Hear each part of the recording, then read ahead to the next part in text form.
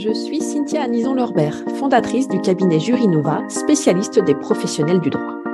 Je suis consultante en transition professionnelle et career coach certifiée auprès des juristes. Et je suis aussi une maman, une épouse, une fille, une sœur, une tante, une amie et toujours et encore directrice juridique de ma société. Je vous accompagne dans l'évolution de votre carrière juridique. En bonus, je vous montre comment vous pouvez trouver simplement de nouvelles opportunités professionnelles et comment implémenter une recherche d'emploi efficace. Bienvenue sur le podcast Jurinova. Ce podcast est à destination des juristes qui veulent impacter le monde de l'entreprise positivement grâce au juridique, c'est-à-dire faire bouger les lignes. Chaque semaine, je vous délivre des tips et des conseils précis et concrets pour valoriser votre carrière et vos compétences, booster votre visibilité et surtout construire une carrière qui a du sens et un équilibre de vie sain grâce aux opportunités en entreprise. C'est parti!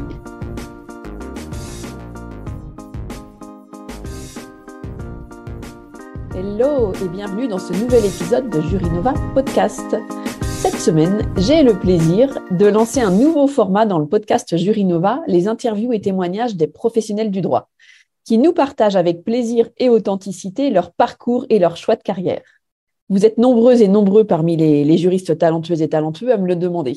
J'espère donc que ce nouveau format te plaira et t'apportera de l'inspiration pour ta propre évolution et tes propres choix de carrière. Si c'est le cas, je t'invite à laisser un commentaire et une note sur Apple Podcast. Cela m'aide à faire connaître le podcast et lui donner de la visibilité pour inspirer d'autres juristes également.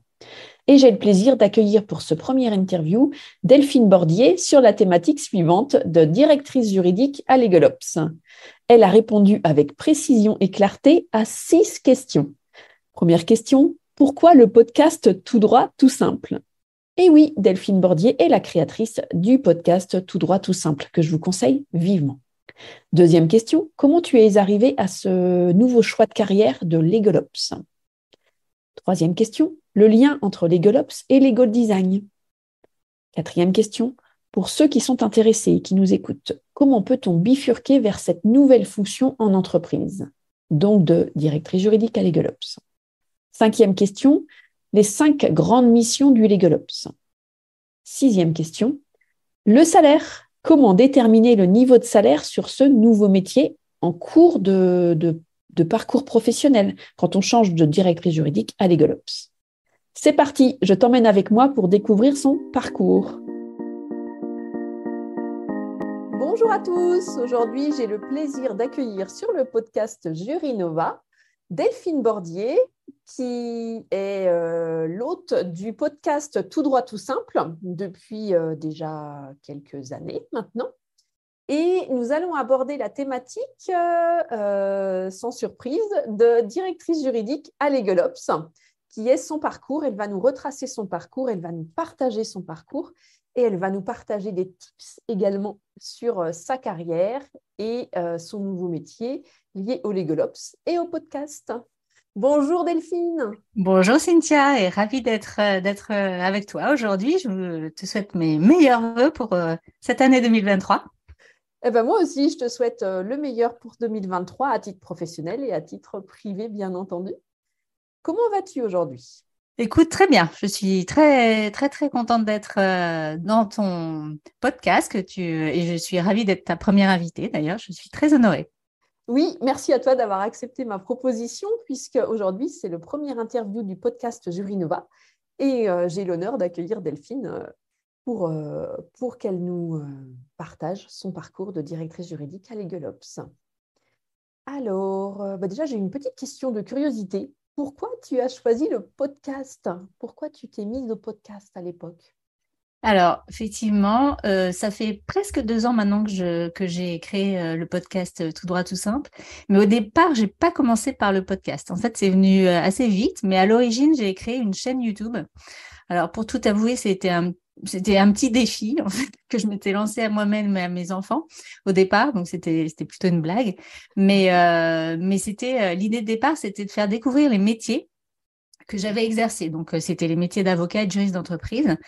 Et puis, dans ma pratique professionnelle, je constatais que beaucoup de juristes, qu'ils soient jeunes ou moins jeunes, enfin plutôt les jeunes juristes, ils arrivaient sur le marché du travail et ils n'avaient pas tellement de meilleures connaissances des métiers du droit que j'en avais moi en quittant l'université. Et ce, malgré la multitude et l'inflation d'informations disponibles, qui sont peut-être difficiles à trier, je ne sais pas. Et donc, du coup, j'ai créé cette chaîne. Et j'ai créé en parallèle des vidéos, des infographies pour expliquer aux étudiants et aux jeunes juristes les différences entre ces métiers ainsi que leurs similitudes. Et puis, j'ai posté ça sur LinkedIn. Et là, des écoles de droit, des écoles de commerce m'ont contacté pour intervenir auprès d'étudiants en licence, en master. Et puis, je me suis dit, je voulais en faire profiter le plus grand nombre. Et comme la vidéo, c'était pas forcément le médium sur lequel j'étais le plus à l'aise, j'ai cherché un autre support qui préférait la voix. Et donc, je me suis tournée vers le podcast. Et c'est comme ça qu'en mars 2021, j'ai créé Tout droit, tout simple. Alors, pour être tout à fait franche, je ne savais rien du tout du podcast. J'ai tout appris grâce à YouTube, donc, Oui. avec beaucoup de tutos et beaucoup de lectures et d'écoute aussi d'autres podcasts. Parce que j'ai été moi-même et je suis encore une grande consommatrice de podcasts. Et puis, j'ai commencé en plein confinement. Et donc, comme c'était impossible de se déplacer, c'était un moyen en fait assez facile d'interviewer des praticiens, le podcast, parce que Oui. on pouvait pas vraiment les vidéos, c'était quand même très compliqué. Donc voilà. Et puis, je me suis aussi rendu compte que le contenu que l'on produit sur les réseaux sociaux, il est assez éphémère. Il a vocation à être consommé très rapidement.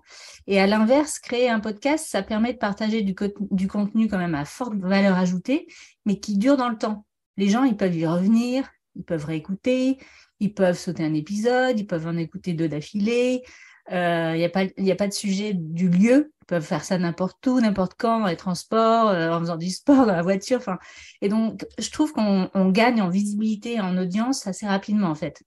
Et on fait évidemment du marketing de soi en faisant ça, mais c'est un moyen, je trouve, assez intéressant pour ceux qui ne maîtrisent pas non plus tous les tips de la vidéo. Le podcast, ça se veut aussi très didactique.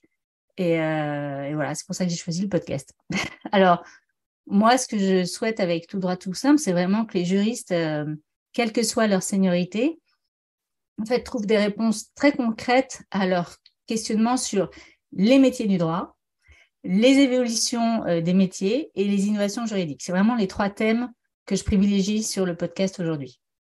Oui, c'est les trois thèmes que tu vises. D'accord. Oui, parce Ouais. que j'avais écouté à l'époque, donc en 2021, au tout début, j'écoute régulièrement ton podcast qui fait partie de mes top 10. Tu avais fait toute une série sur les Legal Ops à l'époque. Oui, exactement. J'avais fait une C'est ça. série sur les legal design, sur le legal design et sur les legal ops. Et puis en parallèle, j'ai créé un autre podcast, pardon, que je co-anime avec Marie Ombrou, qui est fondatrice de Atorus Executive, mais qui est plus axé sur le management et la carrière juridique, qui Oui, s'appelle le rendez-vous pour booster votre carrière. Et donc là, c'est plus, c'est pas sur les métiers du droit, c'est vraiment sur le management et la carrière juridique. oui, voilà. Voilà.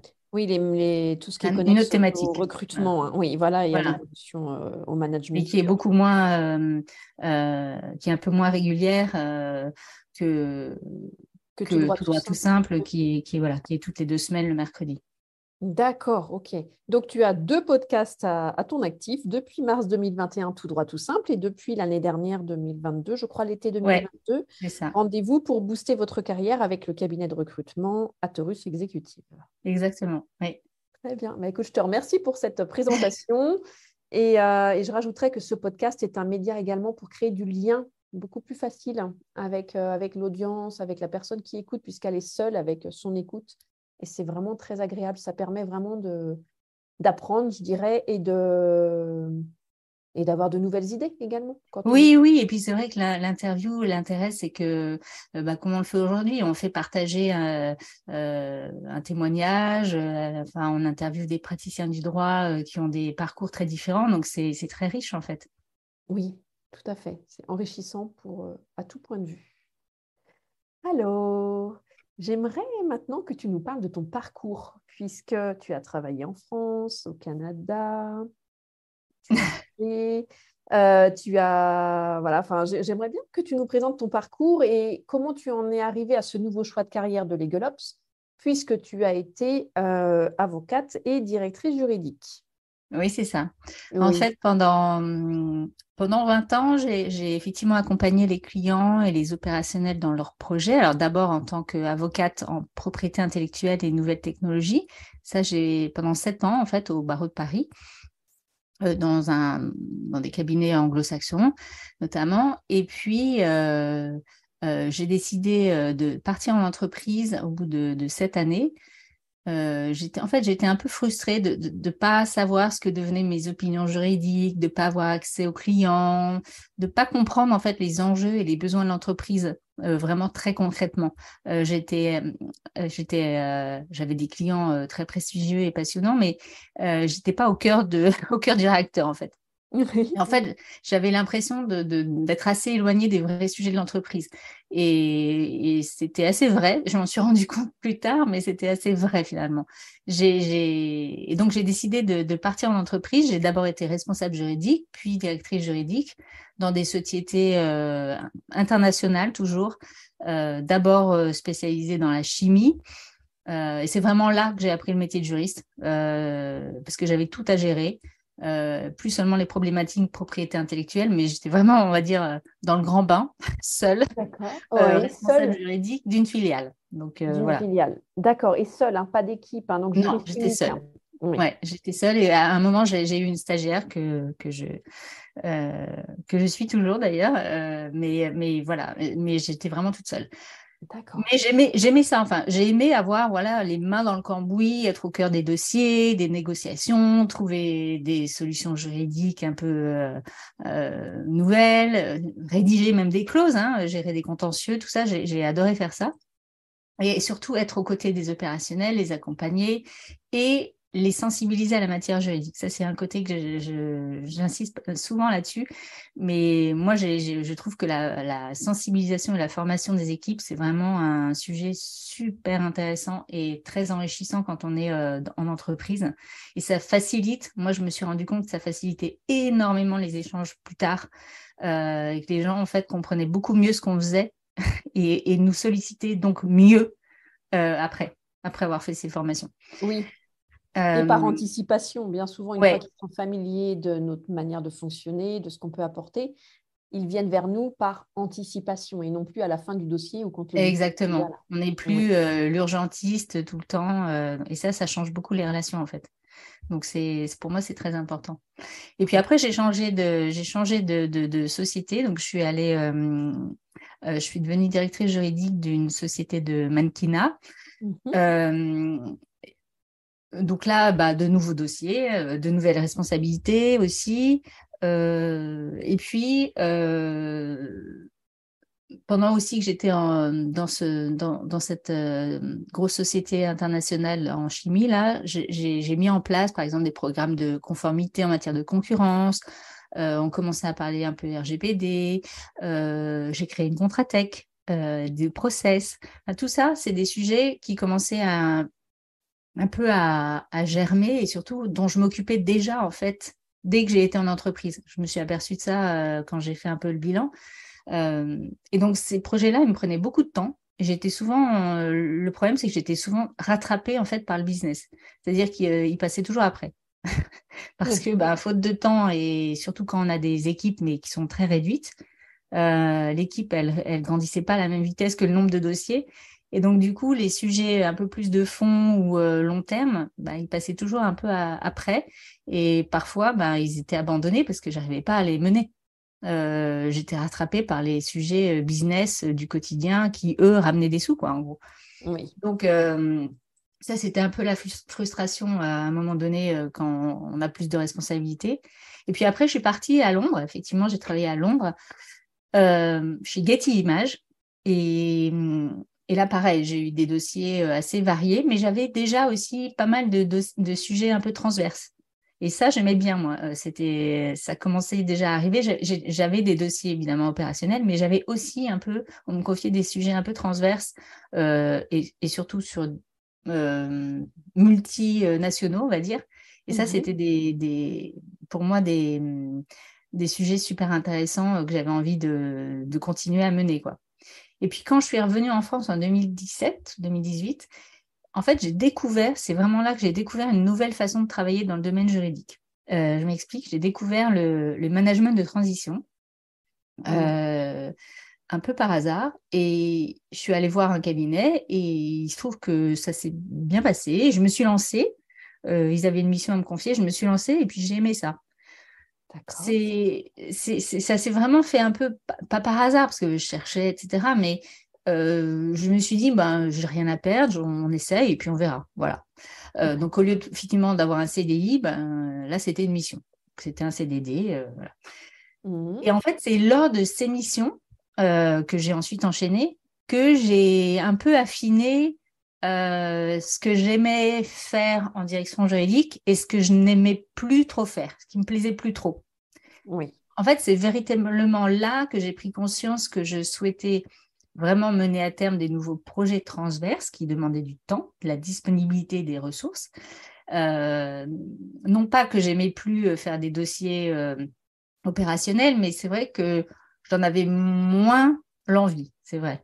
Et l'autre découverte, c'était aussi que je souhaitais plus cumuler ces deux casquettes, en fait. Je n'avais plus envie de faire et directrice juridique et avoir des missions, ces fonctions, ces projets transverses en plus. Parce que je m'apercevais bien que j'arrivais pas à faire les deux. Quand on est directeur juridique, c'est très compliqué on le fait tous, hein, et mener tous ces sujets transverses à leur terme, seul, Oui. et être dans le quotidien avec les urgences qu'on connaît. Donc, du coup, je me suis posé la question, comment faire? Et c'est là, en fait, je raconte mon cheminement, hein, mais c'est pas forcément un exemple, mais c'est mon expérience et ma réflexion, c'est aussi mes rencontres qui m'ont mené là où je suis aujourd'hui. Mais voilà. Et le courage de saisir les opportunités qui se sont présentées à toi également, le management de transition et le courage de faire le point, le bilan à un moment donné. Qu'est-ce que j'ai? Voilà, c'est ça. Je pense que j'avais besoin de faire un peu le point. Je me suis dit, ben, en fait, ces missions, c'est peut-être une bonne opportunité pour voir un peu autre chose, pour découvrir. Effectivement, je l'ai pas regretté. Après, effectivement, j'aurais pu me dire, bah, en fait, ça me plaît pas et retourner. Mais il se trouve que ça m'a plu et du coup, voilà, j'ai continué ces missions. Et c'est à peu près à ce moment-là, donc en quelques années quand même après, parce que j'ai fait quelques années de mission, j'ai découvert ce qu'on nomme aujourd'hui les legal ops. Mais en fait, j'ai découvert que j'en faisais avant de le savoir, comme beaucoup de directeurs juridiques en font aujourd'hui, en fait. La différence, c'est que, sans le nommer, sans savoir que ça s'appelle comme ça, mais la différence, c'est que aujourd'hui, je souhaite m'y consacrer pleinement et je ne souhaite pas faire ça à 20% ou 30% de mon temps. Je souhaite vraiment faire des missions de Legal Ops uniquement. Donc, c'est pas facile parce que ça veut dire qu'il faut se repositionner sur le marché de l'emploi. Oui, exactement. Donc, tu connais bien ces sujets-là. Tout à fait. Voilà. Repositionner en capitalisant sur tout ce que tu sais déjà faire. Voilà, c'est ça. Et en fait, c'est pas si simple que ça parce que on est repéré, enfin, on est connu, ou je sais pas comment on dit, par son CV, son LinkedIn, mais on est repéré pour ce qu'on est un jour J, c'est-à-dire comme directeur juridique.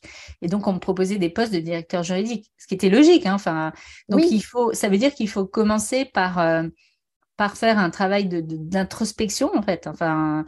Et comme tu dis exactement, c'est-à-dire qu'il faut, dans ces expériences passées de directeur juridique, de responsable juridique, essayer d'identifier en fait ce que tu aimes faire et surtout ce que tu faisais déjà en fait en tant que Legal Ops, sans le savoir.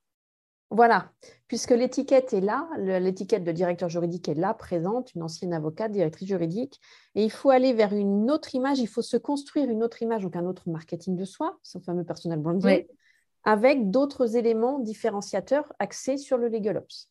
Oui, et puis évidemment, il faut le faire savoir aux bonnes personnes. Exactement, d'où l'intérêt du podcast et du réseau. Voilà. D'où l'intérêt du podcast, de soigner son réseau, d'expliquer aussi sa démarche, quoi. Oui. Enfin, qui est parfois, qui est très souvent tout à fait logique, mais il faut quand même savoir l'expliquer et d'une manière assez fluide et voilà. Donc, et ça se travaille. Et c'est vrai que le management de transition, pour ça, moi, m'a aidé, puisque évidemment, sans choisir moi-même complètement mes missions, mais je pouvais quand même parfois, des entretiens, insister sur l'aspect LegalOps qui pouvait intéresser la direction juridique, alors que le poste proposé était à la base un peu différent. Oui. Donc ça, Aménager le poste, le périmètre, c'est pour y intégrer un peu plus de LegalOps, hein, c'est ça? voilà. Alors, il faut que la direction juridique, évidemment, il soit sensible au départ, hein. On n'arrive pas comme Oui. ça en disant on va changer complètement le poste, mais c'est vrai que si on sent qu'il y a une appétence et qu'il y a une envie derrière, on peut aussi essayer de, voilà, au lieu d'avoir 50% du poste en LegalOps, ben, se dire, et moi, ça m'est effectivement arrivé ça. Et finalement, Oui. j'ai fait une mission LegalOps en 100%, alors qu'au départ, c'était pas forcément ce à quoi avait en tête la directrice juridique au départ. Au départ, oui. Donc, tu l'as guidée, tu l'as aidée à J'ai élargir guidé, mais je son pense périmètre elle d'action. était prête dans sa tête. Elle cherchait ça, mais sans vraiment le savoir. Et cette direction juridique était déjà sensibilisée à la notion de LegalOps. Elle savait ce que c'était également, parce que certaines ne savaient Ben, oui et non, pas trop. pas. Je pense qu'elle avait des notions assez floues. Enfin, en tout cas, mais elle mettait pas forcément un mot. Elle mettait pas le mot LegalOps dessus. Dessus, oui. Voilà. Parce que D'accord. c'est vrai que LegalOps, on entend ce terme, mais il y a aussi beaucoup Oui. d'autres termes utilisés dans des Ben, sociétés assez différentes. justement, c'est vrai, c'est la question suivante que je voulais t'apporter. C'est quelle est pour toi la définition du Legal Ops et quel est le lien entre Legal Ops et Legal Design dont on entend souvent parler? Alors, le legal ops, il a tout intérêt, en fait, pour moi, à utiliser le legal design. Alors, quand on parle de legal design, c'est l'approche du design thinking pour gagner en efficacité. Pour moi, le legal design, c'est vraiment un outil que le legal ops doit apprendre à maîtriser. Parce que, en fait, le legal design, il remet l'utilisateur au centre des discussions. Donc, il s'agit de produire euh, de l'information juridique en prenant en compte des objectifs, des enjeux, les besoins de l'usager. Et le langage clair permet,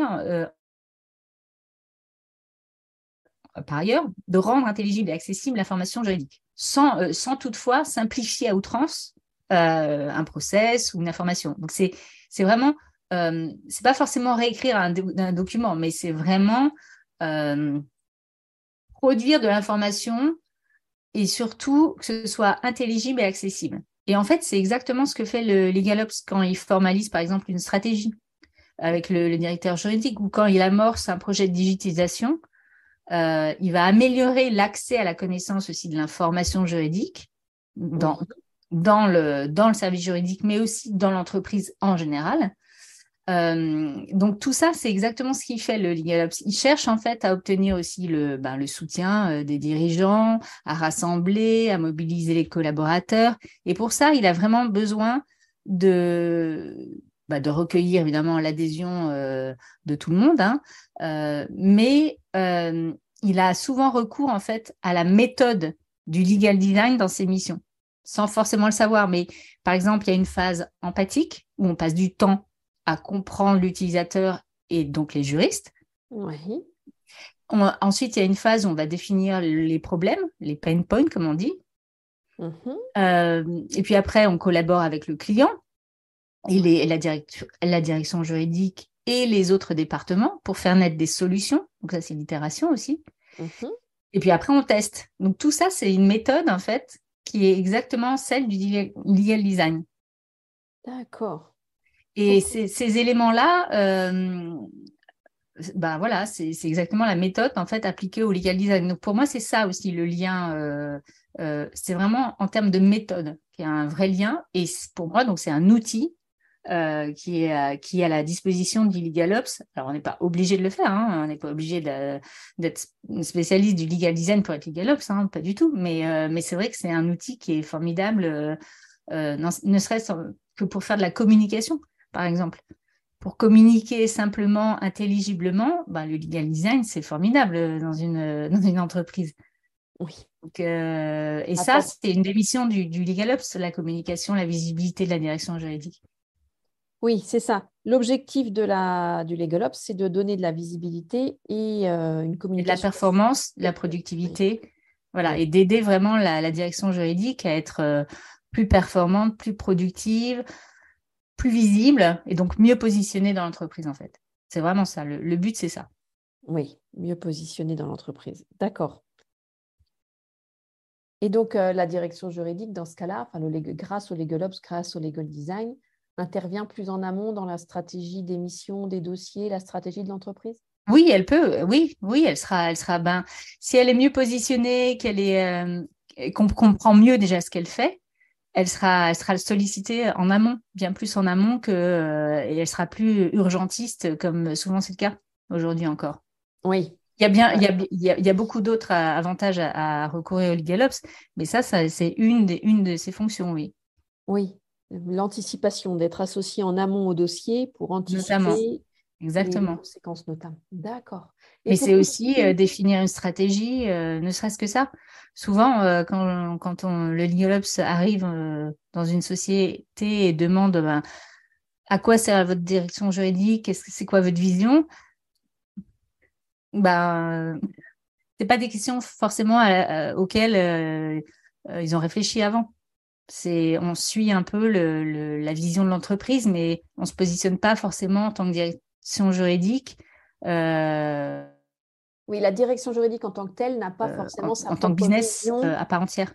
pour apporter au Exactement, business, hein, c'est ça, oui. exactement. D'accord. D'ailleurs, c'est un point qui est de plus en plus demandé dans les recrutements des responsables et directeurs juridiques. C'est ce que j'ai observé, qu'on demande aux futurs responsables directeurs juridiques quelle est leur vision pour le positionnement de la direction juridique, hein. Ça a été Voilà. très présent en 2022. Ben, je pense que ça le sera encore, peut-être même plus, parce que c'est super important pour Oui, c'est très toute la suite positif. et pour toute l'équipe, en fait, et pour Oui, toute et c'est l'entreprise. très positif. Ça montre que la direction juridique n'est pas un simple service Voilà, et parfois. qu'elle participe vraiment aux décisions stratégiques de l'entreprise, en fait. Voilà, elle est associée au niveau des décisions stratégiques, du CODIR, du COMEX, peu importe, et elle est associée, elle est quelque part l'un des bras droits. Exactement. Et donc Euh, là, elle sera mieux positionnée, elle sera mieux écoutée. exactement. Ça change tout, en fait, dans le... Oui. Et sa communication n'est pas la même non plus. Elle est beaucoup plus Exactement. fluide. Elle se fait mieux comprendre. Tout à fait. Et donc, pour ceux qui nous écoutent et qui seraient intéressés, Delphine, pour bifurquer éventuellement vers cette nouvelle fonction de LegalOps en entreprise, donc pour notamment les responsables directeurs juridiques ou même les juristes, qu'est-ce que tu conseillerais? Quelle formation tu as faite? Vers qui s'orienter? Vers quel pays notamment s'orienter? Euh, Alors, qui sont les plus avancés sur ce domaine? alors, les plus avancés, c'est sûr que c'est les Américains, c'est les États-Unis. Ouais. Alors, j'ai pas de recette miracle, j'ai pas une recette, mais vous aurez la vôtre et moi, c'est mon expérience que je partage. Mais d'abord, avant tout, mais c'est comme quand à chaque fois qu'on change un peu ou qu'on évolue dans son métier, on change pas forcément de métier, mais qu'on évolue en tout cas. Je vous conseille vraiment d'abord de vous renseigner sur cette fonction, ce métier et échanger avec des praticiens.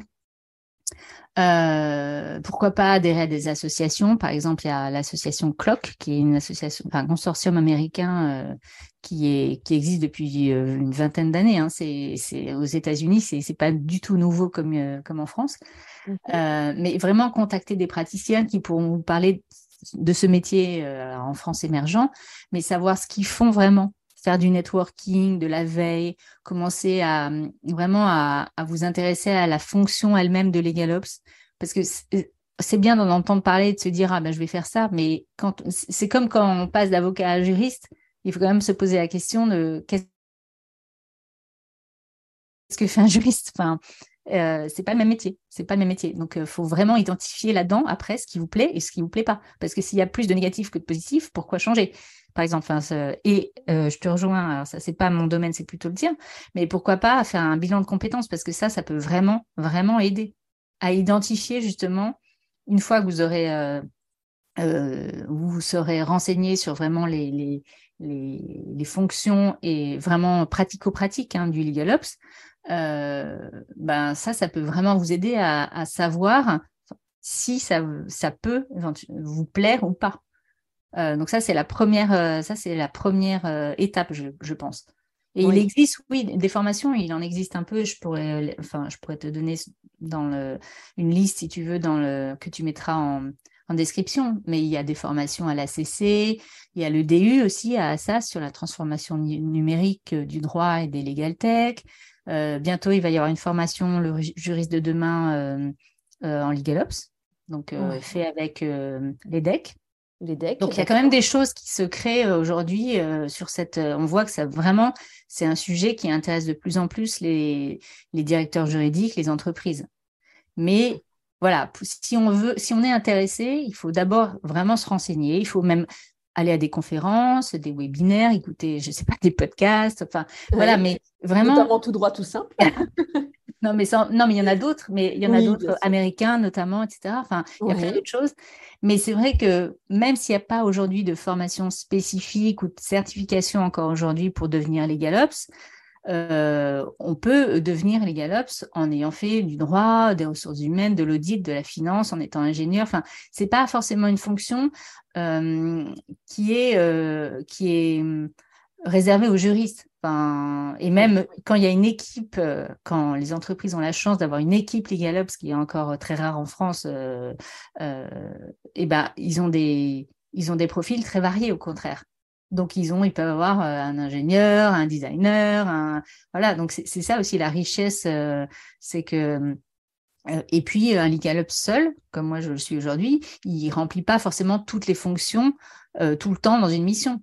Il sera plus ou moins spécialisé à un moment donné ou dans sa carrière, où il va peut-être pas tout faire. Parce qu'il y a beaucoup quand même, c'est une fonction qui est très large en fait. On va peut-être en reparler, mais c'est très Oui. très large. Il y a un socle de compétences qui est nécessaire, à mon Mhm. avis. Mais après, il faut aussi, ce que tu disais tout à l'heure, il faut miser aussi sur son expérience de Oui. juriste, si on est juriste, de financier, si on est data analyst, enfin voilà. Oui. Euh, En marketing, si on veut faire du design ou quoi que ce exactement. soit. Ok. Mais parmi effectivement les compétences essentielles pour exercer en LegalOps, moi je vois quand même, il y en a quand même certaines qui sont un peu communes à tous ces métiers d'origine. C'est savoir communiquer, l'empathie, c'est-à-dire l'écoute vraiment active, savoir se mettre à la place de l'autre, hein, enfin vraiment, Oui. et enfin se former en continu. Vraiment, ça c'est Mhm. important. Donc la curiosité, évidemment. Savoir persévérer, avoir quand même une appétence pour l'innovation et la technologie, quoi. Mhm. Ça, c'est quand même important. Il y a autre chose qui est quand même assez important. Moi, je l'ai appris, alors un peu en autodidacte, mais c'est la gestion de projet. Parce Oui. que bah, forcément, quand on est LegalOps, enfin pas forcément, mais très souvent quand même, on a des projets à gérer. Enfin, surtout quand on travaille en mission, on a des projets à gérer et il faut quand même avoir des bases solides pour gérer un projet. On ne s'improvise pas complètement. Mhm. Et puis, alors, moi, je trouve que comprendre la façon de travailler des juristes, c'est un atout, mais après, c'est pas forcément. J'avais interrogé, je me souviens, dans la série justement un consultant, mais vraiment qui était plutôt analyste financier et qui était LegalOps en cabinet d'avocat. Et donc lui, il s'en sortait très bien parce qu'il cherchait plutôt quelqu'un de très analytique, etc. Mais il disait que c'était pas facile de comprendre le monde des juristes, quoi, quand on n'est pas Oui. juriste. Il avait eu beaucoup de mal à ça. Donc c'est vrai que c'est un milieu, mais comme tous les autres, j'allais dire. Enfin, on a notre jargon, on a nos méthodes, nos process. Donc c'est vrai que c'est facilité quand on est juriste peut-être. Mais faut pas avoir peur aussi. Autre chose qui est important, je pense, c'est pas avoir peur de rencontrer des résistances. Parce que vous en aurez toujours, en fait, des résistances au changement. Oui. Parfois, elles sont tenaces et ça, vous en aurez toujours. Donc ça, faut pas avoir peur de ça. Oui, ça Et fait puis, partie bah, faut être de l'enjeu. motivé et voilà, je pense que c'est la meilleure méthode, ouais, c'est d'être vraiment très motivé. Mais pour ça, il faut vraiment, enfin, si je devais résumer, c'est aller à la rencontre de professionnels du secteur.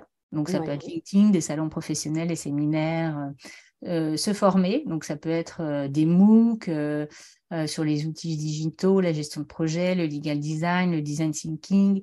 Et puis, si possible, ça c'est plus difficile quand on n'a pas de mission, mais se confronter un peu à ces sujets en réalisant des projets. Mais si vous êtes en poste, par exemple, dans votre organisation, faire évoluer un peu votre zone de confort, c'est-à-dire demander des sujets un peu différents.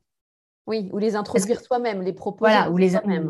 ou être force de Voilà. proposition. Alors, alors, Voir sa c'est difficile. communication aussi. Oui, Sur oui, un mais c'est vrai que dossier, c'est, présenter différemment les choses, tester une manière de communiquer différente. voilà, ça peut être ça. Si on n'a pas Revoir son effectivement des, process également. On peut revoir son voilà, process si on pour n'a pas avoir cette phase des... d'écoute active au départ, notamment, je pense Oui, à toujours la problématique entre juristes et commerciaux où souvent on a beaucoup de mal à oui, se comprendre les uns les autres. D'abord, commencer par un entretien avec le commercial pour bien recueillir son besoin. Où est son besoin? Est-ce qu'il a réellement besoin du juridique? Parce que parfois, on se rend compte exactement, que le juridique, soit il est prévenu trop tard, soit il n'a rien à faire dans la boucle non plus des échanges. Donc, exactement. il est important d'être à cette écoute pour bien cerner l'enjeu au départ et ensuite communiquer d'une autre manière. Voilà. Et donc ça, vous pouvez le faire déjà si vous êtes en poste. Alors, je dis pas que c'est simple, hein. Il faut aussi parfois un peu pousser, être un peu Oui, persévérant, mais ça peut, vous pouvez commencer comme ça. Alors, c'est pas toujours facile et parfois, vous allez avoir au début un peu deux casquettes, mais ça peut aussi, ces deux casquettes-là, elles peuvent, au lieu d'être 80-20, ça peut à un moment donné glisser vers 50-50 et puis après ça s'installe et puis voilà, donc c'est aussi ça, c'est aussi essayer de faire vous-même, enfin de créer un peu votre poste si vous le oui, pouvez. Je dis pas que c'est simple, hein, mais, d'élargir son poste pour aller vers d'autres missions, pour intégrer quelques exactement. missions de LegalOps. Oui, tout à Ouais. fait. OK. Mais il faut le faire savoir, il faut le faire comprendre aussi à son N plus 1, il faut que l'entreprise soit un peu réceptive à ces sujets. Enfin voilà, donc il y a tout un contexte aussi peut-être à avoir, mais ça se fait. Oui, ça se fait, exactement. Qui ne D'accord. tente rien n'a rien, on va dire. Mais bon. Tout à fait. Et, est-ce que tu pourrais nous retracer les 5 grandes missions du LegalOps? Oui, oui, oui, bien sûr. Alors, moi, je les ai identifiés en 5 catégories. Le CLOC dont je parlais tout à l'heure, elle répertorie 12 activités du LegalOps, mais moi, je pense D'accord. qu'on peut les regrouper en 5 catégories, mais voilà, le CLOC les a identifiées en 12 tâches, on va dire. Mais pour moi, la première catégorie, c'est vraiment alors, j'en ai un petit peu parlé tout à l'heure, c'est la planification stratégique. C'est-à-dire que le Legal Ops, il va définir avec le directeur juridique, donc c'est vraiment le bras droit du directeur juridique, il va définir la mission et le rôle du département juridique dans l'entreprise, dans l'organisation. C'est-à-dire qu'il va fixer les priorités stratégiques en fonction des besoins de l'entreprise, du département juridique. Et pour cela, il va créer en fait des indicateurs de performance, on appelle ça des KPI, pour Oui. permettre au DJ de mieux piloter en fait son activité. Parce qu'il a besoin, en fait, le directeur juridique, comme tous les autres directeurs qui sont au COMEX, il a besoin, pour montrer aussi sa valeur, il a besoin de données, de data. Et souvent, la direction juridique, en fait, elle a plein de choses, mais c'est pas du tout ces données-là, elles sont pas, comment dire, analysées. Elles sont pas, Exploitées, en fait, elles ne sont pas visibles et elles sont pas ni exploitées. exploitées. Exactement, elles sont pas exploitées. Donc en fait, c'est bien d'avoir des données, mais si on n'en fait rien, en fait, ça sert pas à grand monde, quoi. Donc ça, c'est important parce que ces indicateurs de performance clés, elles peuvent vraiment faciliter le pilotage de la direction juridique et surtout, elles vont permettre alors, au top management de vraiment comprendre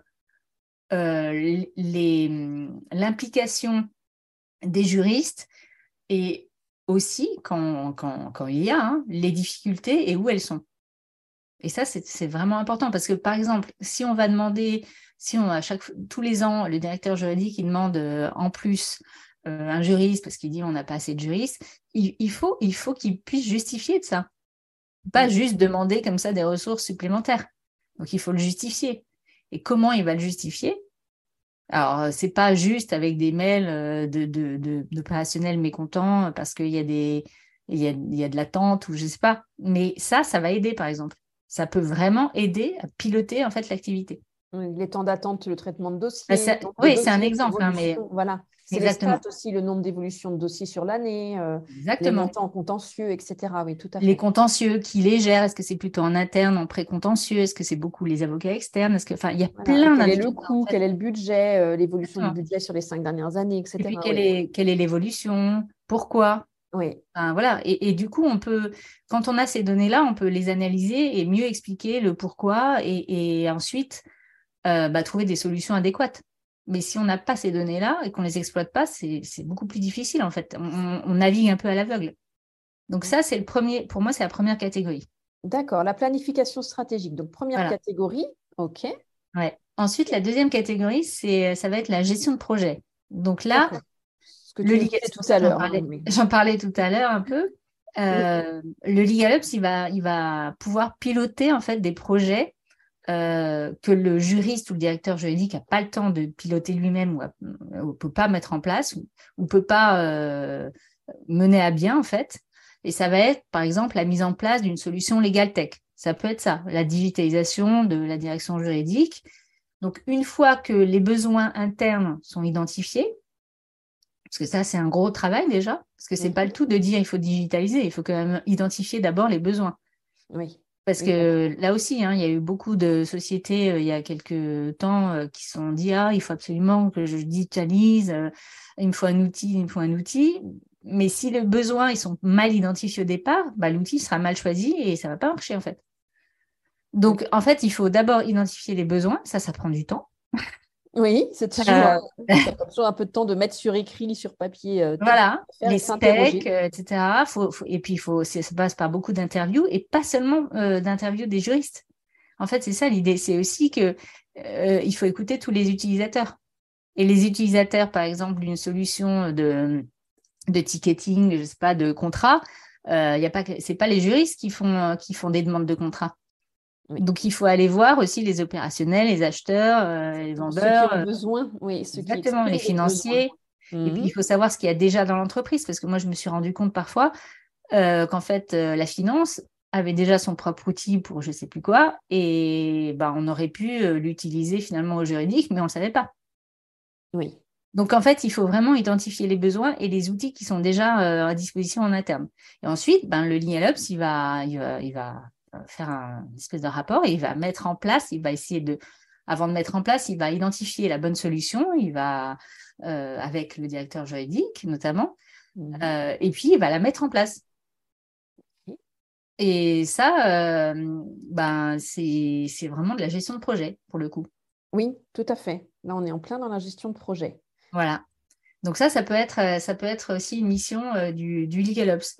La troisième catégorie, là, c'est la gestion des ressources. Alors que ce soit les ressources financières ou les ressources humaines. Donc j'ai regroupé les deux, mais c'est pas du tout la même chose, évidemment. Oui, Mais en fait, c'est comment faire plus avec moins. Mais oui, en maintenant un service d'excellence, quoi, en gros. C'est un peu oui. ça. Donc, le meilleur usage des ressources, ça commence par confier le bon travail au bon prestataire, déjà, hein. Mhm. Oui, Et puis surtout, et après, il faut construire une équipe qui est motivée et reconnue. oui, Donc ça, c'est la partie humaine. Mais en gros, c'est ça. Donc, finalement, c'est libérer du temps aux juristes pour mieux répartir le travail. oui, c'est ça. Mhm. Et donc ça demande, ben, pareil, hein, la gestion des ressources, c'est le budget en gros, hein. Euh, Oui. et Oui, il puis, y a l'aspect management financier d'un côté et management humain de l'autre. exactement, Oui, exactement. Et le management humain, il est pas à négliger du tout. Alors bien sûr, il y a les RH hein, qui sont là, hein, mais le Legal Ops, il peut aussi être un bon appui pour les ressources humaines, qui n'a pas forcément le temps aussi pour tout le monde, hein, enfin, clairement. oui, puis c'est Euh, lui qui va définir les périmètres de poste, les fiches de poste, les missions, exactement, quelles exactement. compétences sont nécessaires en amont. Et le directeur juridique, lui, comme il connaît son équipe, il va pouvoir vraiment aider le Dialops à naviguer un peu et à voir où sont les sujets, s'il y en a, dans l'équipe. Donc ça, Oui, c'est super important. Hmm. Donc ça, c'est la gestion des ressources. D'accord.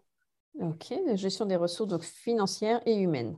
Voilà. Troisième catégorie. Ok, donc on a vu la planification stratégique, la gestion de projet, la gestion des ressources financières et des ressources humaines. Donc il nous reste Voilà, la quatrième et cinquième mission. c'est ça. Alors la quatrième catégorie, c'est plutôt la gestion des connaissances et de l'information. C'est ce qu'on appelle le knowledge management. Oui. Donc là, voilà. Donc là, le Legal Ops, il va plutôt favoriser la diffusion de la culture juridique et la mise en commun du savoir juridique, ce qui permet en fait de décloisonner en fait les silos dans l'entreprise.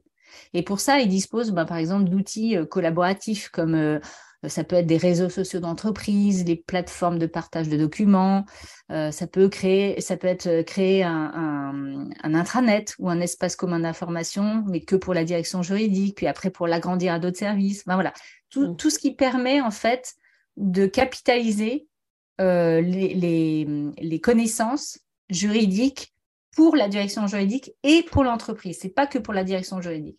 Oui. Oui, c'est pour tout le monde. C'est pour ouvrir justement cette connaissance juridique, ce savoir aux autres Oui. services et le mettre en Et puis commun. ça fait gagner beaucoup de temps parce que on se rend compte en fait que les juristes passent énormément de temps à répondre aux mêmes questions qui sont sans aucune valeur ajoutée. Oui. Fournir un cabis ou une politique interne, un document qu'il pourrait trouver tout seul sur l'intranet, ça n'a aucun intérêt. Oui. Exactement. Mais tout ça, c'est encore des sujets en entreprise et ça fait perdre énormément de temps aux juristes, parfois. Aux juristes. Oui, tout à fait. Ce sont des tâches récurrentes sans valeur ajoutée. Voilà, et puis en plus, c'est pas non plus très valorisant quand on est juriste de juste faire boîte aux lettres et de faire passer des documents qui pourraient être trouvés très facilement par les collaborateurs. Donc Oui, bah, grâce à un répertoire tout simplement partagé. voilà, donc il y a plein de moyens différents, mais ça, cette gestion des connaissances, ou parfois aussi, on va à une formation qui pourrait intéresser tout le monde à la direction juridique et personne ne partage ça. Oui, le Pourquoi? compte rendu n'est pas fait en arrivant, Voilà. il n'est pas diffusé. Oui, Voilà. exact. Mais parfois, ça peut vraiment être ça peut vraiment créer des problèmes. Oui, bah, c'est vrai Euh, que moi, je l'avais observé au tout début de ma carrière, il n'y avait pas d'intranet là où j'étais. Donc, moi, j'étais chez CM6 Asset Management sur Paris. Et ensuite, j'ai intégré la Banque fédérative du Crédit Mutuel, donc la holding du groupe Crédit Mutuel, CIC.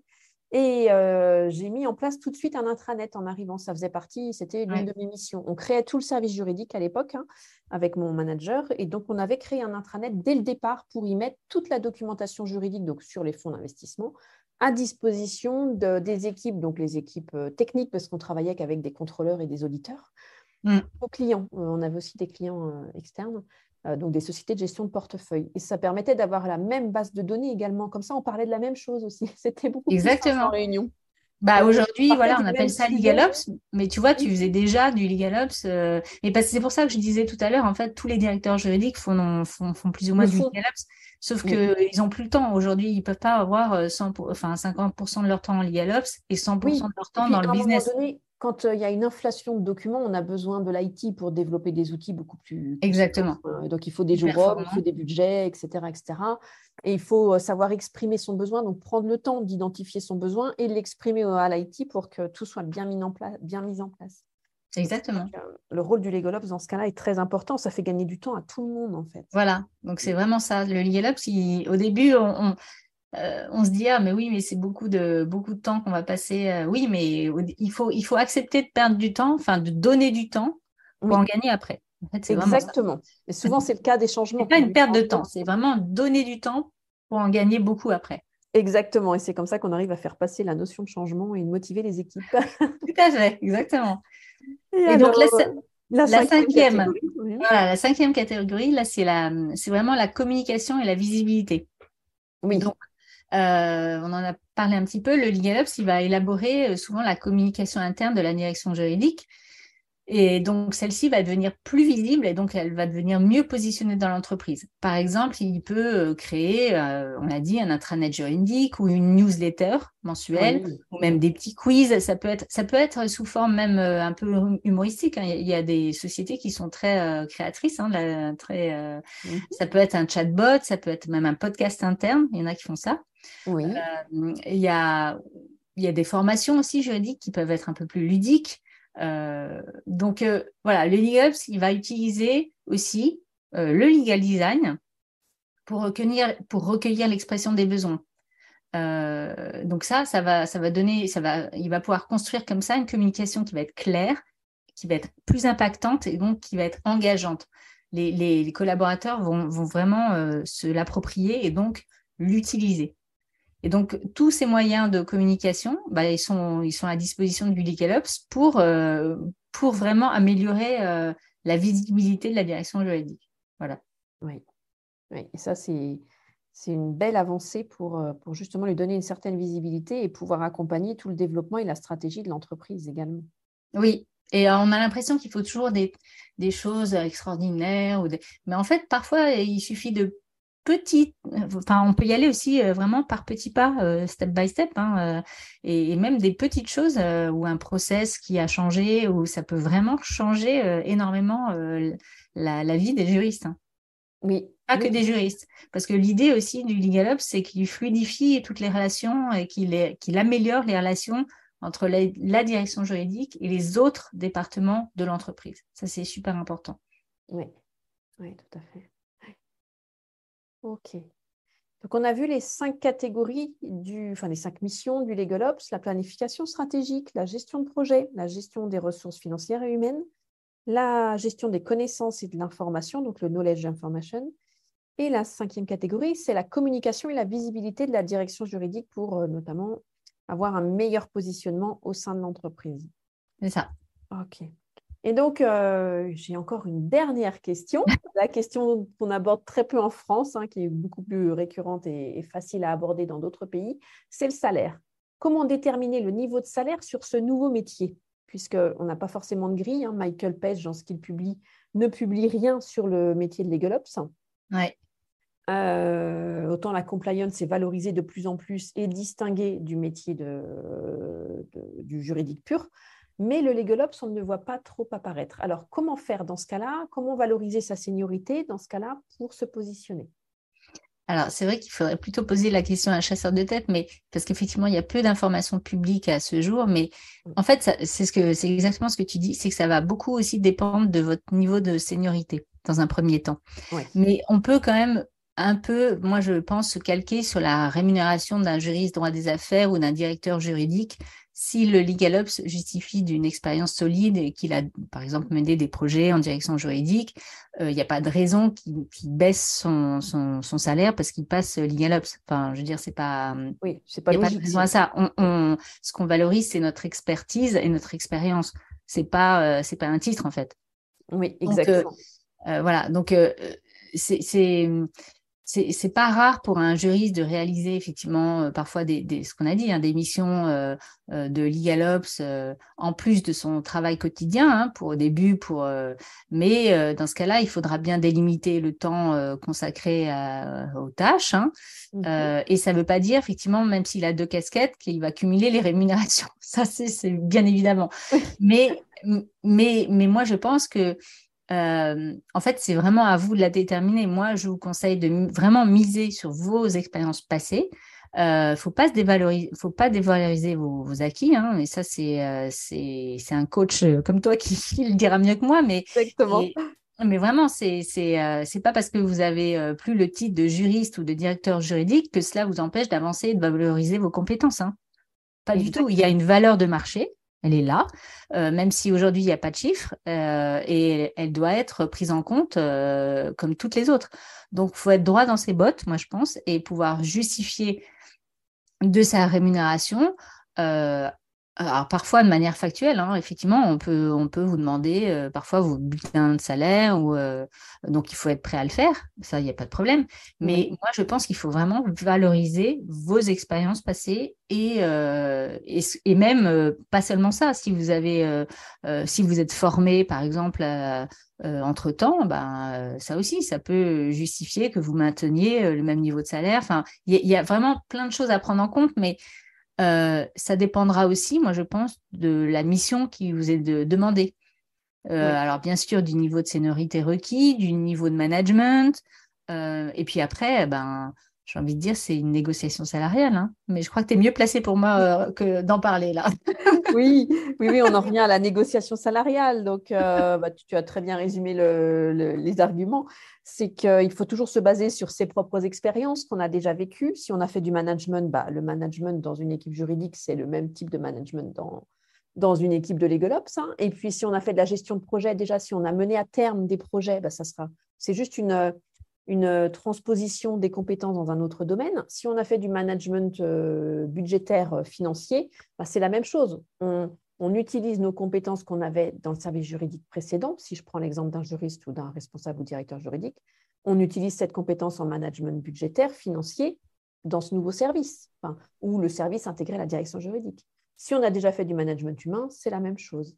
La planification stratégique, idem, on peut avoir été associé au sein de son service juridique à la planification stratégique, hein, avec les priorités à mener pour l'année ou pour les plans à 3 ans, etc. Moi, j'ai connu ça à une époque, on faisait des plans à 3 ans. Qu'est-ce qu'on allait développer, qu'est-ce qu'on allait mettre en œuvre comme nouvel outil, etc., etc. Quels étaient les nouveaux challenges à intégrer, notamment en termes de réglementation, quand on allait avoir des nouvelles réglementations ou des mises à jour de réglementation. Tout ça, ça se met en avant par la suite tout au long de votre parcours. Et c'est ce qu'on fait pendant le bilan de compétences ou l'accompagnement mobilité. On va extraire de votre parcours tout ce qui va pouvoir vous servir à votre nouvelle mission, à votre nouvelle orientation professionnelle. Et c'est vraiment le point sur lequel il faut insister. Il ne faut surtout pas dévaloriser tout ce qu'on a fait auparavant. Ce n'est pas un changement à 100% de métier. Oui, c'est ça. On a tendance à se dire, ah bah oui, mais c'est plus c'est plus le même titre, c'est plus la même, donc je peux pas prétendre à. Mais en fait, si, il n'y a pas de raison que tout d'un coup, tout ce que vous avez fait avant ne compte pas. Enfin, ça n'a pas de sens. Exactement. Et même les legal skills, tout ce que vous avez en compétences juridiques va vous servir puisque vous allez comprendre le juriste en face de vous. Vous Exactement. allez aussi comprendre les autres, mais vous allez notamment mieux comprendre le juriste puisque vous l'avez été vous-même. Et c'est là où le travail avec parfois un coach ou un bilan de compétences, il est vraiment utile parce que c'est là où vous allez vraiment identifier toutes vos forces et donc pouvoir expliquer vraiment ce que vous avez fait par ailleurs. Et donc ça, je pense que ça aide énormément à structurer en fait sa pensée là-dessus. Oui, voilà, ça va permettre d'illustrer son propos en entretien, notamment par le développement d'un projet qu'on a déjà mené en tant que, Ouais. si je prends l'exemple de directrice juridique, ça permet de mettre en avant un projet qu'on a déjà mené, par exemple, je sais pas, un contentieux qu'on est allé jusqu'au bout, ou alors un recrutement de juristes ou une création de services. Moi, pour ma part, j'ai créé 2 services juridiques, donc je pourrais le mettre en avant, par exemple. Et toutes les personnes qui ont mis en place des services juridiques, qui les ont créés, qui ont recruté, qui ont fédéré leurs équipes aussi, cette fédération d'équipes, le fait de motiver ces équipes, d'avoir ce leadership qui permet d'emmener les équipes là où on veut aller, donc à la fin, au but final des projets, donc de maintenir l'équipe motivée tout au long du projet. Ça aussi, c'est important c'est quelque chose qu'on peut mettre en avant et beaucoup de directrices, directeurs juridiques que j'accompagne ont cette capacité en fait en eux. Tout comme les avocats qui passent de l'avocature au monde de l'entreprise ont souvent cela puisqu'ils ont travaillé avec le monde de l'entreprise. Ils savent écouter leurs clients pour produire les actes forcément qui sont cohérents, mais souvent ils peuvent utiliser ça pour intégrer le monde de l'entreprise et éventuellement s'orienter vers le legal ops derrière. Oui, oui, oui, tout à fait. Donc, il y a beaucoup de choses à retirer tout simplement de l'analyse de son propre parcours pour justement valoriser tout cela dans une nouvelle étape professionnelle, dans un nouveau projet professionnel. Oui, c'est une Next step. évolution, mais je pense qu'il faut vraiment démystifier aussi ce sujet de salaire parce que de toute façon, aujourd'hui, vous avez un salaire, il n'y a pas de raison de vous le dévaloriser juste parce que vous changez de titre ou vous évoluez dans votre carrière. Donc, tout ce que vous Exactement, avez on fait repart avant, jamais de zéro. Tout ce qu'on a voilà. fait auparavant est capitalisable en fait et différenciateur par rapport aussi à un autre parcours à côté, en fait, à un autre Voilà. Et candidat. si vous n'arrivez pas à l'identifier tout seul, bah, voilà, faut le faire avec quelqu'un, mais il faut le faire, ce travail-là. C'est Voilà, sûr. exactement. Donc, on vous encourage sur ce point à aller vers les coachs, les consultants en transition professionnelle notamment. Ça vous aidera également à le faire. Vous pouvez également le faire tout seul, hein. Pas facile, hein, tout seul, hein. C'est moins évident, oui, tout à fait. Mais Pas c'est facile quand même. possible également si vous avez les bons outils. Ça vous Ouais. permet d'extraire de votre parcours tout ce qui va faire que vous allez être différent sur le marché et donc vous allez faire la différence sur le marché de l'emploi par la valorisation de vos expériences, de vos compétences, de tout ce que vous avez acquis auparavant. Exactement. Voilà.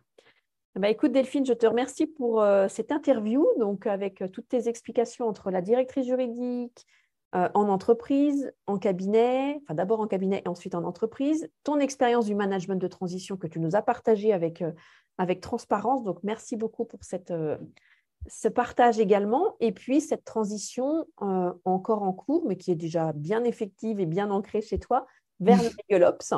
Donc Écoute, merci pour ton partage.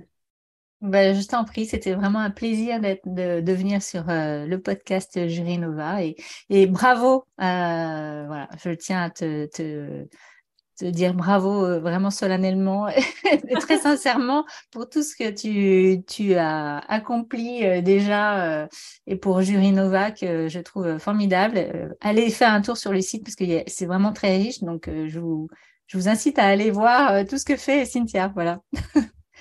Merci à toi, Delphine. Et moi, je vous incite à aller écouter Tout droit, tout simple, le podcast de Delphine, puisque vous allez trouver une mine d'informations sur les différents métiers du droit qui peuvent vous inspirer, que vous soyez jeune étudiant, en cours de carrière, à la phase entre 40 et 50, quand on commence à avoir envie de changer. On se dit, bon, il me reste encore 15-20 ans, j'aimerais évoluer, vers quoi je peux évoluer vraiment. Consultez les différents sujets que Delphine met à votre disposition, ça vous aidera à avoir à faire évoluer votre vision des choses et à peut-être créer des idées en vous, à semer quelques graines pour éventuellement vos évolutions futures. Merci Écoute, Delphine. un grand merci et puis longue vie à Jury Nova et à très bientôt. Merci Delphine, à très bientôt. Nous nous sommes posé les 6 questions suivantes tout au long de l'épisode et Delphine nous a apporté des réponses précises et claires. Première question, pourquoi le podcast? Deuxième question, comment tu es arrivé à ce nouveau choix de carrière, Legal Ops? Troisième question, le lien entre Legal Ops et Legal Design. Quatrième question, pour ceux qui sont intéressés, comment peut-on bifurquer vers cette nouvelle fonction en entreprise? Cinquième question, les 5 grandes missions du Legal Ops. Et la 6e qui porte sur le salaire, comment déterminer le niveau de salaire sur ce nouveau métier? Quelle est la question qui t'a le plus interpellé? Quels sont les tips et les conseils qui t'aident le plus? N'hésite pas à me répondre soit en mettant un commentaire sur Apple Podcast, soit en m'envoyant un petit mail ou en commentant sur LinkedIn aussi également, sous le post propre à cet épisode, ou sur Instagram sous le post également propre à cet épisode. Je t'y invite bien avec beaucoup, beaucoup de plaisir. En conclusion, la reconversion partielle vers un métier connexe au droit, est-ce une piste que tu explores? Puisqu'ici, Delphine nous a bien exposé son parcours professionnel, ses choix de carrière, pour passer de directrice juridique à Legal Ops. Donc, c'est une reconversion partielle vers un métier connexe au droit. Elle s'est servie de toutes ses compétences acquises en qualité de directrice juridique, de la vision et de la stratégie des directions juridiques innovantes, pour justement aller vers ce métier de Legal Ops. Et si oui, si c'est le cas pour toi, si tu envisages une reconversion partielle, je te conseille pour aller plus loin dans ta réflexion et ton introspection, dans un premier temps, de lister tes compétences de manière globale, d'accord? Puis de lister tes centres d'intérêt qui ne te demandent aucun effort, c'est-à-dire ceux qui relèvent du plaisir, voire de la passion, des sujets auxquels tu t'intéresses, mais facilement, sans aucun effort, tu t'en rends même pas compte parfois. Et enfin, pose-toi la question de ta contribution à ton échelle. Qu'aimes-tu offrir aux autres, aux entreprises, à ton équipe, à tes clients, à tes fournisseurs? Que proposes-tu? D'accord? Qu'aimes-tu proposer? Comment apprécies-tu de contribuer à ce jour dans ton travail, au sein de ton équipe, dans ton couple, dans ta famille, dans ton cercle d'amis et dans tous les autres cercles que tu fréquentes? Ok? Voilà, tu as découvert les subtilités du métier de Legal Ops à travers ces 5 grandes missions. Et tu sais qu'une reconversion partielle est possible pour les juristes également. Et tu sais également quel est le lien entre Legal Ops et Legal Design. À la clé, dynamisme, renouveau, apprentissage, développement de soi, découverte, adaptation, équilibre de vie, épanouissement, valorisation, reconnaissance, confiance et fierté. C'est à toi de jouer en 2023. Ton avenir t'appartient. Et si tu veux être accompagné pour ta reconversion partielle, c'est ce que nous faisons ensemble dans l'accompagnement bilan de compétences, orientation pendant 4 mois. Nous consacrons 1 mois à ton projet professionnel pour explorer toutes les pistes qui se présentent à toi. Et c'est les modules 5 et 6 sur lesquels on travaille ton projet professionnel. Nous nous intéressons bien évidemment en amont à tes besoins, à ton écologie personnelle. Donc, quand je dis écologie personnelle, c'est ton rythme, l'environnement dans lequel tu aimes travailler, les temps de déplacement, les déplacements pro si tu acceptes, si tu es à l'international, le télétravail, est-ce que tu es pour, est-ce que tu es contre, est-ce que tu en veux beaucoup, pas beaucoup, voilà. Voilà, là, on fait le tour de l'écologie personnelle. Ensuite, nous nous intéressons bien évidemment à tes valeurs, c'est très important puisque c'est ce qui va te faire avancer dans la vie et ce qui te permet de te sentir bien dans l'environnement dans lequel tu évolues, c'est-à-dire en cohérence avec l'entreprise dans laquelle tu évolues, si tes valeurs sont honorées dans cette entreprise, si elles sont respectées, si elles sont véhiculées par les uns ou les autres. Okay. On s'intéresse également à tes compétences et à tes talents. L'approche de l'ikigai est très utile également pour approfondir notamment ta manière de contribuer, ce que je disais tout de suite, ce qui te permet de remettre du sens dans ton parcours professionnel, dans tes choix de carrière. Okay. Donc, je propose également l'approche de l'ikigai si tu en as besoin au sein de cet accompagnement. Et nous allons plus loin à travers l'exploration de ton parcours, de tes réalisations, de ton niveau de responsabilité également, de ton niveau de salaire et de ce que tu aimes et de ce que tu ne veux plus. D'accord ? Ce que tu aimes faire au quotidien, mais ce que tu ne veux plus au quotidien. Enfin, 3 tests te sont proposés au module 4 et au module 8 et 9. Ce sont des tests complémentaires qui portent à la fois sur ta personnalité, tes valeurs, tes sources de motivation, tes environnements professionnels, tes comportements en milieu professionnel, ta communication et ton leadership. D'accord ? Je propose systématiquement ces 3 tests pour mieux te connaître et pour faire un tour d'horizon à un instant T sur ce qui te caractérise. D'accord ? L'objectif est double.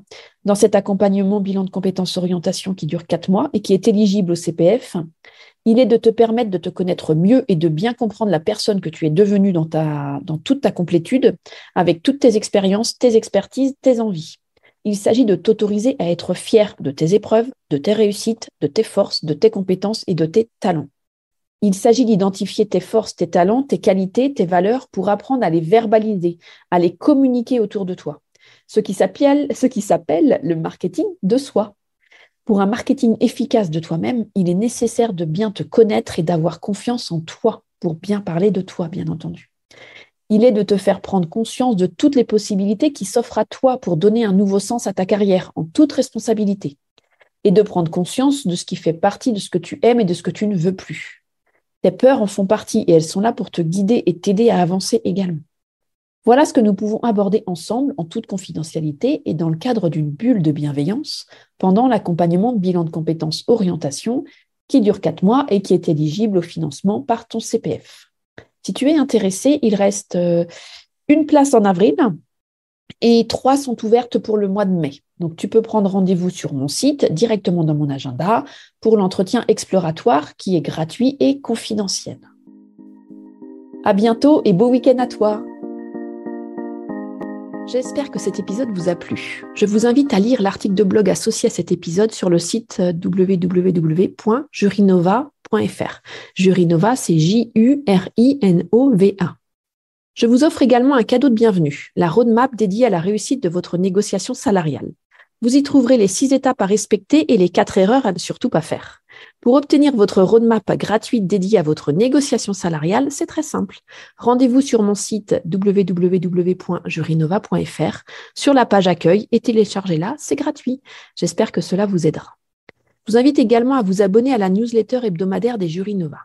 Mon objectif, que vous bénéficiez d'une pause le mercredi dans votre quotidien surchargé. Je vous partage des conseils carrière, les expériences de mes clientes et clients, des astuces, des livres inspirants, des podcasts passionnants et autres inspirations à travers des emails privés. Vous profiterez également de contenus inédits. Pour vous abonner, c'est toujours très simple. Rendez-vous sur mon site jurinova.fr ou sur la page d'accueil. Je suis votre hôte, Cynthia Anison-Lorbert. Cela fait plus de 15 ans que j'exerce le droit. Fondatrice du cabinet Jurinova, dédié à la stratégie de carrière des juristes, je suis comme vous une ancienne responsable juridique en fusion et acquisition. J'ai exercé pendant 15 années dans un groupe financier international. Et je suis encore responsable juridique au sein du cabinet de consulting et coaching Jurinova que j'ai fondé. qui est aussi un organisme de formation certifié Calliope et éligible au CPF, pour votre plus grand bonheur. C'est-à-dire vous permettre de bénéficier de mes accompagnements via le financement de votre CPF. Que ce soit le bilan de compétences, l'accompagnement à la mobilité, l'accompagnement à la prise de poste, le développement professionnel sur la gestion de votre temps, la gestion de vos émotions, votre assertivité et votre leadership, ou la gestion de situations complexes, voire conflictuelles. Je suis également coach professionnel certifié, spécialisé dans les transitions professionnelles des juristes. Et j'interviens également très régulièrement à la FJE pour animer des ateliers carrière à destination des juristes. Autant vous dire que le sujet de la carrière des juristes est une passion pour moi. J'ai donc décidé d'en faire mon métier tout en continuant à l'exercer à travers ma société et mon organisme de formation soumis au Code du travail. Voilà, c'est la fin de ce nouvel épisode de Jury Nova. Un grand merci à vous d'avoir écouté l'épisode jusqu'ici. J'espère que le format vous a plu. Si oui, dites-le moi avec 5 étoiles, même un petit commentaire sur Apple Podcast. Cela ne vous prendra que quelques instants, 1000 merci. C'est vraiment précieux pour moi, cela m'aide à faire connaître le podcast Jury Nova. Si les commentaires ce n'est pas votre truc, ce n'est pas grave, il y a d'autres moyens de m'aider. Vous pouvez tout simplement en parler autour de vous avec 2 ou 3 amis ou 2 ou 3 collègues et puis diffusez-leur le podcast. Moi, ça m'aide énormément et qui sait, cela les aidera aussi peut-être. Quoi qu'il en soit, un grand merci pour votre temps. N'hésitez pas à m'indiquer aussi les sujets qui vous intéressent si vous avez envie que j'aborde certaines thématiques au micro du podcast. Écrivez-moi sur LinkedIn, Cynthia Anison-Lorbert ou Instagram, Jury Nova, en messagerie privée. Nous nous retrouvons la semaine prochaine pour le podcast 44, qui apportera quelques tips aux directrices et directeurs juridiques pour mettre à jour et optimiser leur CV. Belle journée à toi, chère juriste talentueuse, cher juriste talentueux. Prends soin de toi. Bye bye.